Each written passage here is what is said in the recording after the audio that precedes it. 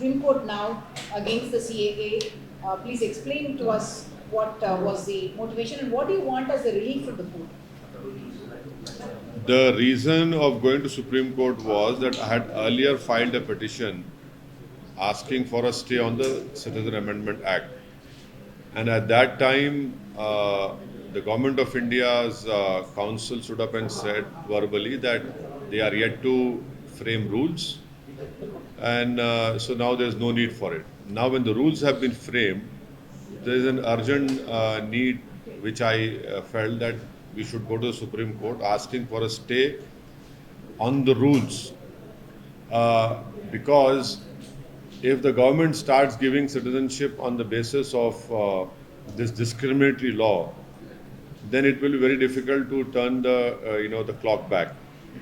And secondly, the whole country knows that in Assam a Supreme Court monitored NRC was done, wherein 19 lakh people names were not included. Now in that you have around about a million names of non-Muslims, wherein we feel that they can be accommodated under the new rules and the new law, and it will be discriminatory on the part of the government to exclude the Muslims. Second important point which we had mentioned, which is drafted by our lawyer Janab Nizam Pasha Sahib, is that the Supreme Court has held that any allurement to conversion of religion is also a crime. Now, people who are not Muslims will be given citizenship. That in itself is an allurement by the government that if you belong to this religion and you don't belong to Islam, then citizenship can be given to you. So these are the two important grounds which our lawyer Janab Nizam Pasha has mentioned, and we have asked. That is why we have gone to Supreme Court, hoping inshallah that the Supreme Court will take a favorable decision in our favor. And the timing of the notification also is something that would have a political impact, you think, on the forthcoming elections? Of course, the government had waited deliberately for 4 long years after passing this unconstitutional law with their brute majority in the parliament. And keeping in mind the Lok Sabha elections, the government took the decision a few days before the dates of the Lok Sabha general elections have to be announced. Sir आपने approach किया है supreme court को? तो हमने supreme court को पहले ही हमारा case supreme court में है।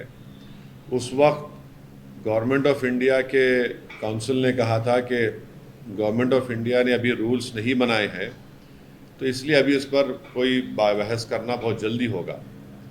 अब जबकि मोदी हुकूमत ने CAA के रूल्स बना दिए हैं, तो सुप्रीम कोर्ट जाना एक अर्जेंसी है, वक्त का अहम तकाजा है, क्योंकि अगर ये सरकार सिटीजनशिप देना शुरू कर दे एक अनकॉन्स्टिट्यूशनल लॉ पर जिसको एक रिलीजन के ऊपर बनाया गया है, तो इससे नुकसान हो सकता है।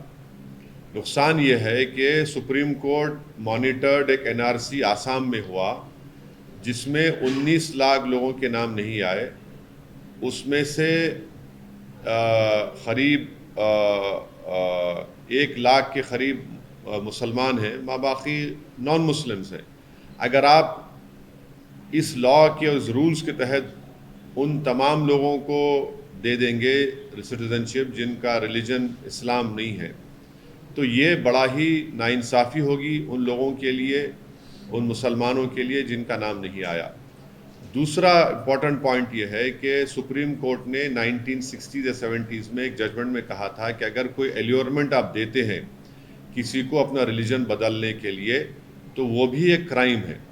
अब ये सरकार ये कह रही है कि अगर आपका रिलीजन इस्लाम है या आप मुसलमान हैं तो आपको सिटीजनशिप नहीं दी जाएगी, अगर आपका रिलीजन इससे हटकर होगा तो हम दे देंगे। तो ये भी एक किस्म का एल्योरमेंट है। इसीलिए हम सुप्रीम कोर्ट के पास गए हैं और सुप्रीम कोर्ट से हमारे फाजिल वकील जनाब निज़ाम पाशा साहब हैं, और हमको उम्मीद है कि सुप्रीम कोर्ट इस पर देखेगा। अब देखेंगे सुप्रीम कोर्ट में क्या होता है। सर, आपने जैसे सीए जैसे लागू हुआ तो आपने कहा कि चुनावी फायदा लेने के लिए चुनाव जस्ट आने वाला है, उससे पहले क्या ये आप पे अप्लाई नहीं होता कि आप भी जो डॉक्यूमेंट आपने शो किया और सुप्रीम कोर्ट को अप्रोच हुए, आज अभी इस वक्त अनाउंसमेंट हो रहा है, चुनाव का ऐलान हो रहा है, उसके ठीक उसी दिन आप भी कर रहे हैं, तो क्या आप भी पॉलिटिक्स नहीं कर रहे? देखिए, मैं एक पॉलिटिशियन हूँ, मैं कोई फिलोसोफर नहीं हूँ, नंबर 1। दूसरी बात यह है कि यह कानून पास हुआ था 2019 में। रूलिंग पार्टी नरेंद्र मोदी प्रधानमंत्री की सरकार ने इसको पास किया, तो वो लोग इसको दबा कर रखे अपने पास, अपने बगल में दबा के रखे, और जैसे ही उनको मालूम था कि 1 हफ्ते के अंदर election commission of India Lok Sabha के चुनाव की डेट्स अनाउंस करेगा, उन्होंने रात में ये रूल्स का ऐलान कर दिया। जब सरकार चुनाव को सामने रखकर फैसला ले रही है तो ये बहुत गलत बात है कि आप मुझसे सवाल कर रहे हैं कि मैं सुप्रीम कोर्ट क्यों जा रहा हूँ। जब कोई रूल्स बनाती है सरकार तो मुझे सुप्रीम कोर्ट जाना पड़ेगा ना। मैंने तो उस कानून को लोकसभा में इस बिल को फाड़ा था, इस कॉन्स्टिट्यूशनल काला कानून कहा था, और इस बिल के ज़रिए, इस कानून के ज़रिए सरकार मुसलमानों को ख़ास तौर से और गरीबों को स्टेटलेस बनाना चाहती है, और इस कानून को आपको एनआरसी एनपीआर से जोड़ के देखना है। तो सियासत तो नरेंद्र मोदी कर रहे हैं और इस तरह का कानून बनाकर। सर, एनसीआर एनपीआर के साथ जोड़ कर हाँ। ना देखा जाए। आप झूठ फैला रहे हैं, आप राजनीति कर रहे हैं, आप डर पैदा कर रहे हैं। उनका कहना है कि जो आप बात बोल रहे हैं वो प्रोविजन सीए के जो नोटिफिकेशन है, जो गवर्नमेंट का नोटिफिकेशन, उसमें नहीं है। उनका आरोप है कि आप जानबूझकर राजनीतिक फायदे मैं एक ही बात कह दी अमित शाह और नरेंद्र मोदी। क्या अमित शाह ने पार्लियामेंट में मेरा नाम लेकर नहीं कहा था कि देश में एनआरसी एनपीआर भी होगा? आपके कई टीवी चैनलों पर अमित शाह ने कहा था कि क्रोनोलॉजी समझिए, एनपीआर एनआरसी होगा।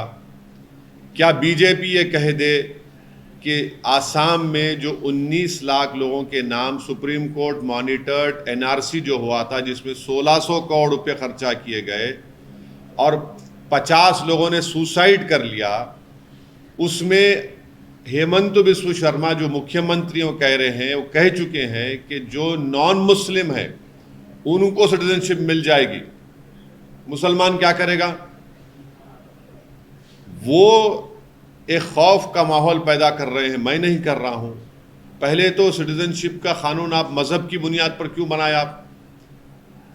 आपने बनाया इसको, गलती आपने की, जो राइट टू इक्वालिटी के खिलाफ है भारत के संविधान के। तो वो कर रहे हैं सब चीजें। इलेक्टोरल बॉन्ड्स के लेकर आप आवाज उठा रहे हैं, तो इस इलेक्शन में जिस प्रकार से इलेक्टोरल बॉन्ड्स का इशू उठा है, तो किसको फायदा होगा और किसको नुकसान होगा? जो अपने आप को खरीदार के सामने बेच दिए, जो बिक गए, जिन्होंने बड़ी बोली लाकर खरीद लिया, तो वो उनको फायदा हो रहा है ना भाई। 6000 करोड़ के इलेक्टोरल बॉन्ड्स नरेंद्र मोदी की पार्टी को मिले हैं। 1500 करोड़ के इलेक्टोरल बॉन्ड्स ममता बनर्जी की पार्टी को मिले हैं, और 1300 कितने सेकंड नंबर पर बीआरएस को मिले हैं 1300 करोड़, नहीं सॉरी, कांग्रेस को मिले हैं 1300 करोड़, फिर 1100 करोड़ बीआरएस को मिले हैं, फिर आरजेडी को 70 करोड़, एआईएडीएमके डीएमके सब है। तो इस हमाम में सब नंगे हैं।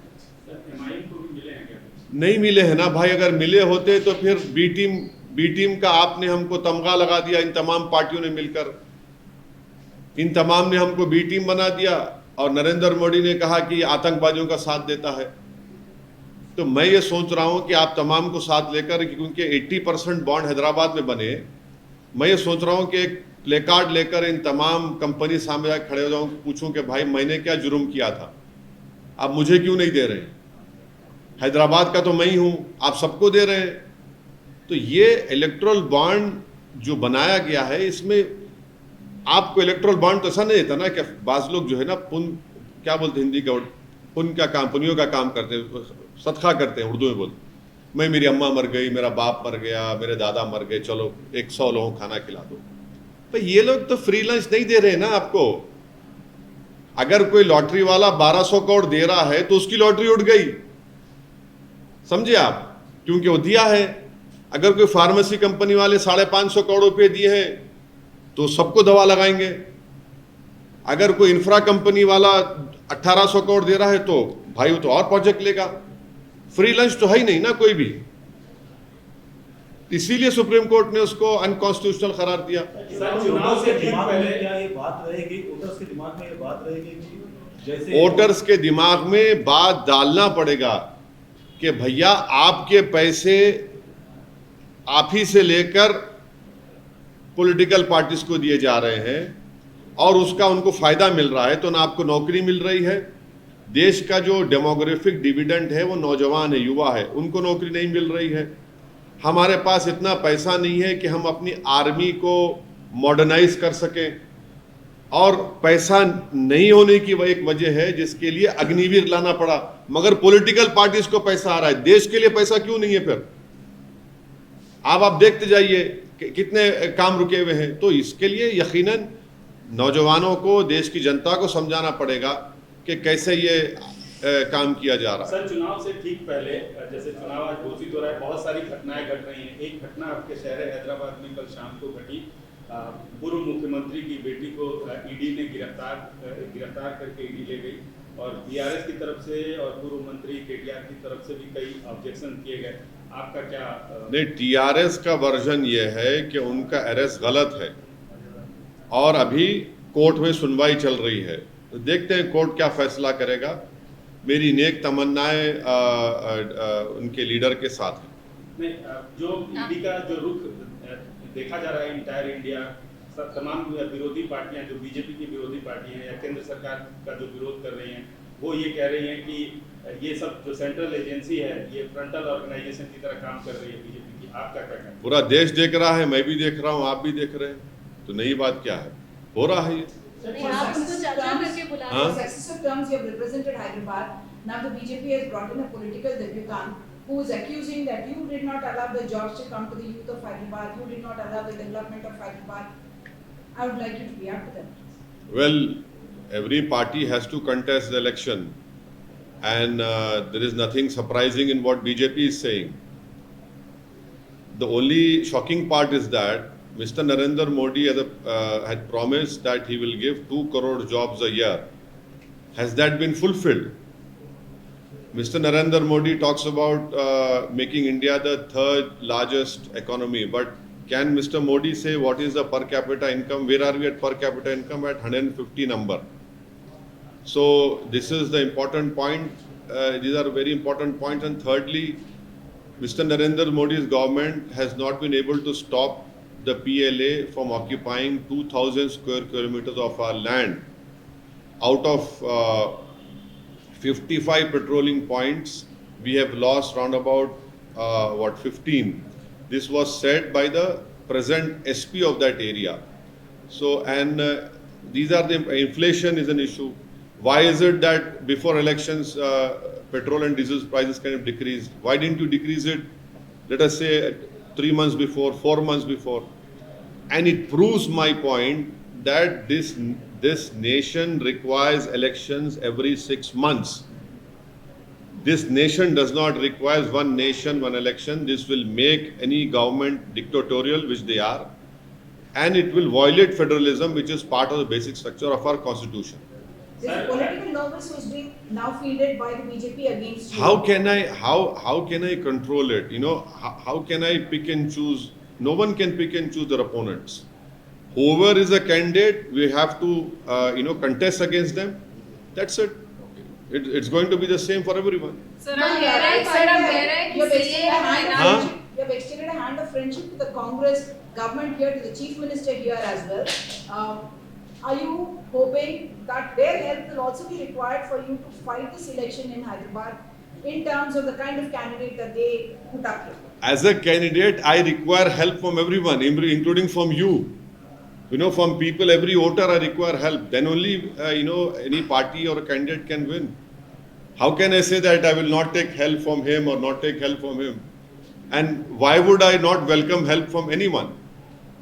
That means that the voters which are there, my primary importance is the Hyderabad voters, which hopefully I'll be contesting. So one cannot say, oh, I will not take that help, and everything has to be taken. Sir कल आपने बयान दिया कि divisive forces के खिलाफ हमको काम करना पड़ेगा, मुख्यमंत्री के साथ आपने गले मिले हैं कल, और इस पर क्या कहेंगे सर? क्या नहीं, गले मिलना गुनाह है क्या?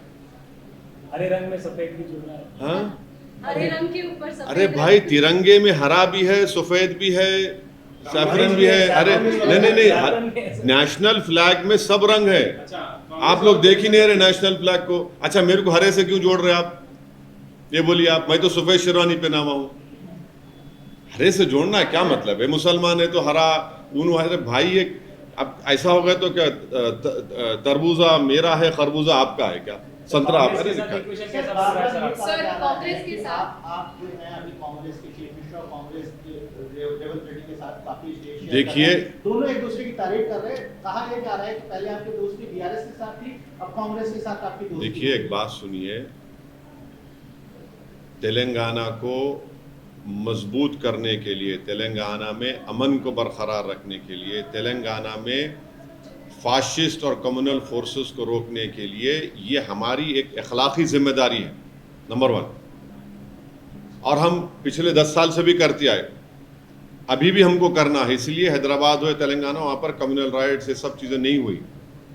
दूसरी बात यह है कि मैं उनका शुक्रिया अदा किया कि उन्होंने आकर मेट्रो के जो एक लाइन बची हुई थी हैदराबाद पार्लियामेंट कॉन्स्टिट्यूंसी में, काम हो गया हैदराबाद पार्लियामेंट कॉन्स्टिट्यूंसी मेट्रो का, मगर एक लाइन जो बची हुई थी जुबली बस स्टैंड से फलकनुमा का, उन्होंने फाउंडेशन स्टोन डाला।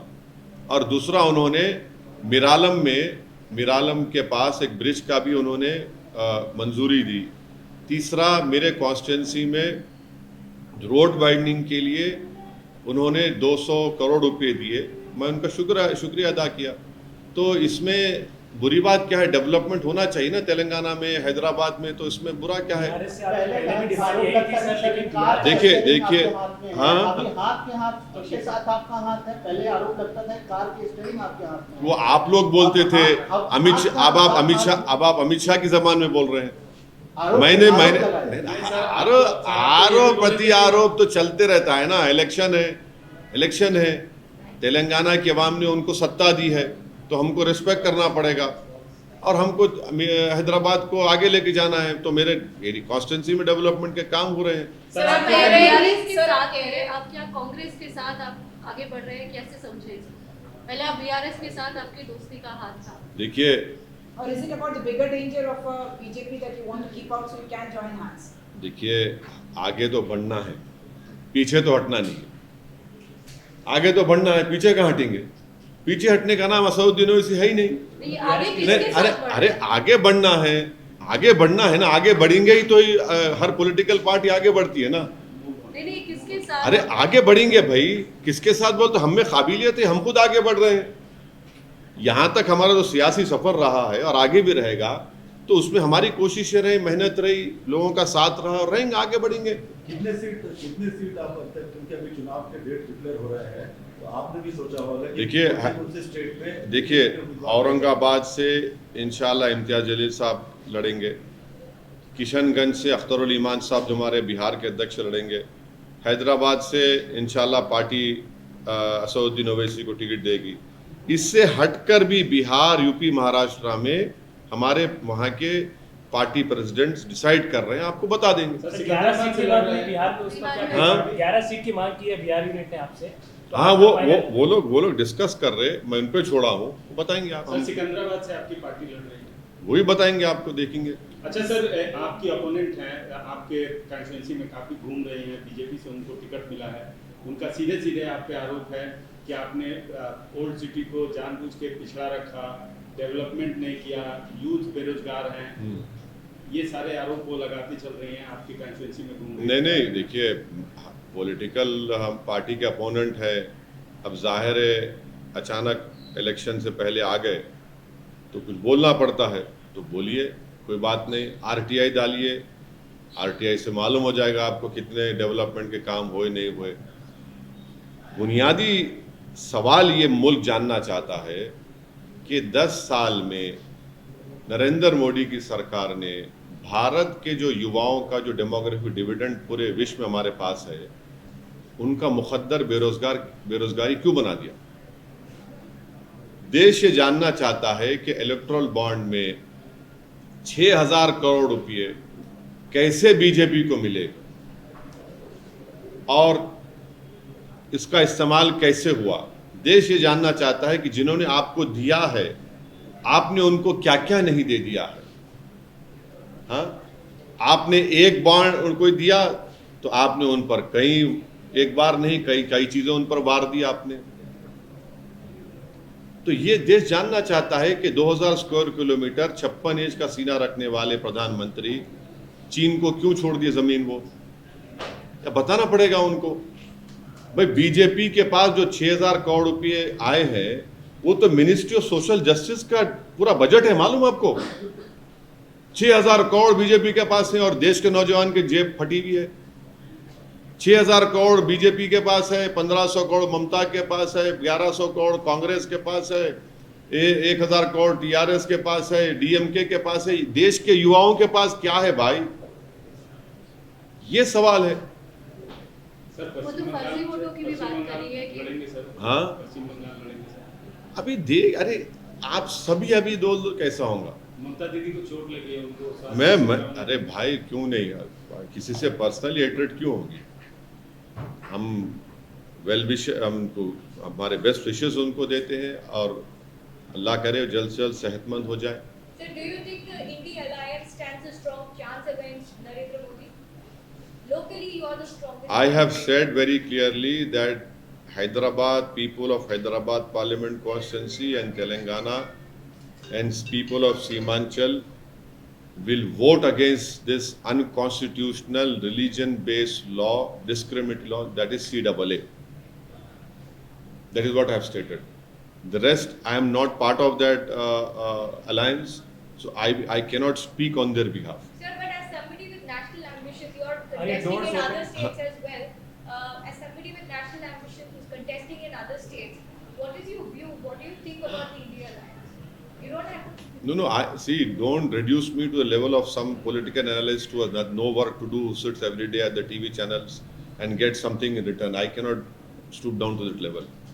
I can only speak on behalf of my political party, which I have told you just now. As far as other alliances are concerned, they have more qualified people than me, and they can answer your question in a very well way, in a very good way. Is your party open to India alliance in the groups?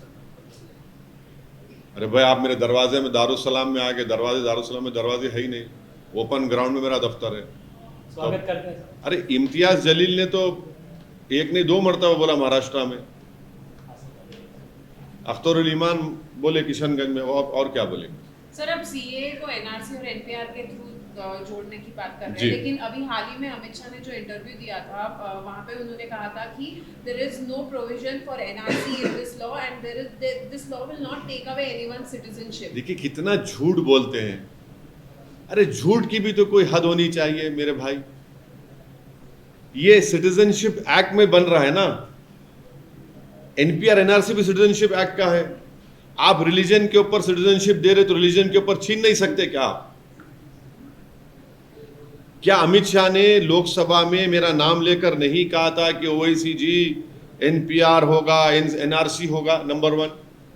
हाँ, वो बोलते हैं कि इसका हिस्सा नहीं है। Parliament में बोला गया, आपके टीवी चैनलों पर आकर वो बोले। आसाम में 19 लाख लोगों के नाम नहीं आए जो सुप्रीम कोर्ट मॉनिटर्ड एनआरसी हुआ। 1600 करोड़ रुपए खर्चा किए गए, 50 लोगों ने सुसाइड किया। उसके बाद जब 19 लाख लोगों के नाम नहीं आए, जिसमें से करीब 17 लाख नॉन मुस्लिम लोगों के नाम है, उसको आसाम के मुख्यमंत्री कहते हैं कि हम उनको CAA के तहत सिटीजनशिप दे देंगे। उन्होंने ऑन रिकॉर्ड कहा इस बात को। वो जो 1 लाख 1.25 लाख मुसलमान है वो क्या करेंगे? सर 7 चरणों में चुनाव की बात हो रही है। अभी नहीं मालूम आशीष को, अभी नहीं, उन्हें उस भाई भी नहीं, अभी नहीं मालूम मेरे को, देखने दो। प्रधानमंत्री नरेंद्र मोदी अच्छा सर, इंडिया टुडे हाँ? में आपका सीधा सवाल क्या रहेगा सर? क्या प्रधानमंत्री नरेंद्र मोदी इंटरव्यू फेस करने वाले हैं इंडिया टुडे में। किससे फेस करने वाले हैं?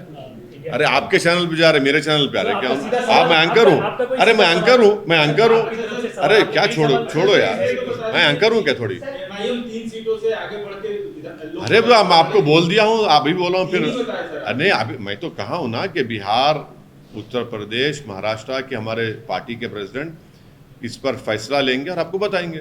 सर नोटिफिकेशन घोषणा हो चुकी है, आपकी पार्टी कितनी प्रिपेयर आप वो प्रिपेयर, देखिए हम लोग चुनाव के लिए प्रिपेयर नहीं होते, हम लोग साल के 12 महीने, हफ्ते में 6 दिन हम बराबर जनता के दरमियान में रहते हैं और यही हमारी तैयारी है। और इंशाल्लाह हमको उम्मीद है कि इंशाल्लाह अच्छा हम लोग जहाँ जहाँ से सीट पे हमारे उम्मीदवार लड़ेंगे हमको कामयाबी मिलेगी।